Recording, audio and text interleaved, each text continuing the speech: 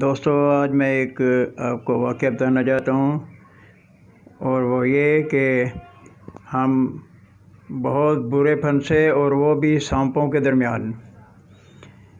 یہ ایک طالب علمی کے زمانے کا واقعہ ہے کہ اپریل کی ایک صبح کو صبح بارش ہوئی، اور اس کے بعد دھوپ نکل آئی، موسم بہت پیارا، بس وہ جوانی کا جوش تھا۔ ہم تین دوستوں کو جوش آیا کہ چلو آج موسم بہت سہانا ہے، آپ انجوائے کرتے ہیں، چلو پہاڑ پہ چڑھتے ہیں۔ ہمارے سامنے ایک بہت اونچا پہاڑ تھا، تو اس پہ کئی دفعہ چڑھے تھے، تو جوش آیا تو ہم تینوں دوست چل پڑے۔ میں نے چاقو لے لیا کہ پہاڑ کے اوپر جھاڑیوں میں ایک مسواک ہوتی ہے، وہ بازاروں میں بھی ملتی ہے، میں نے کہا چلو وہ مسواک بھی وہاں سے کاٹ لوں گا۔ تو ہم گئے اوپر، کافی دیر بیٹھے رہے، خوب انجوائے کیا، لیکن جب واپس مڑے تو تھوڑا سا اترے تو رستہ تنگ تھا، وہیں سے گزرنا تھا صاحب نے۔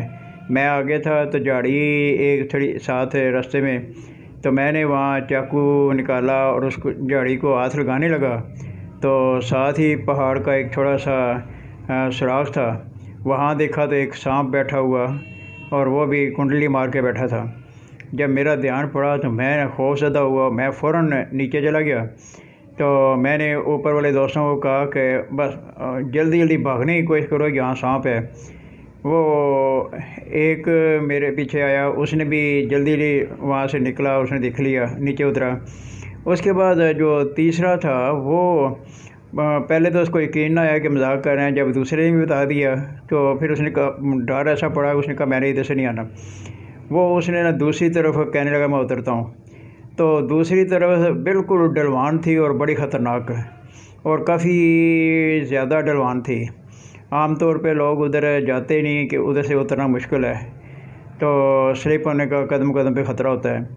تو بہرحال وہ اس سانپ سے ڈرا ہوا ادھر چل پڑا، تو ایک بڑا خطرناک ایک خطرہ مول لے لیا۔ تو جب وہ ادھر گیا بیچارہ قسمت کا مارا، تو ایک دم اس کی نظر پڑی تو اس کے سر کے اوپر تھوڑے سے فاصلے پہ ایک سوراخ سے ایک سانپ نے منہ نکالا ہوا۔ تو پھر دوسری طرف نظر پڑی، ہم بھی دیکھ رہے تھے، ایک ذرا پرے دیکھا تو ایک اور سوراخ سے ایک سانپ نے منہ نکالا ہوا، پھر ایک اور طرف دیکھا تو ادھر ایک سانپ نے منہ نکالا ہوا۔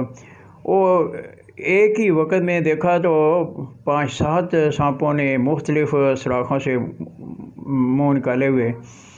وہ تو اتنا خوف زدہ ہوا، اس کو اب سمجھ نہیں آئی کیا کروں، کیونکہ اب ہماری طرف تو آ نہیں سکتا تھا، ادھر بھی خطرہ تھا۔ تو اب اس نے خوف کی حالت میں وہیں سے نیچے اترنا شروع کر دیا، اور اتنا تیزی سے وہ سلپ ہوا۔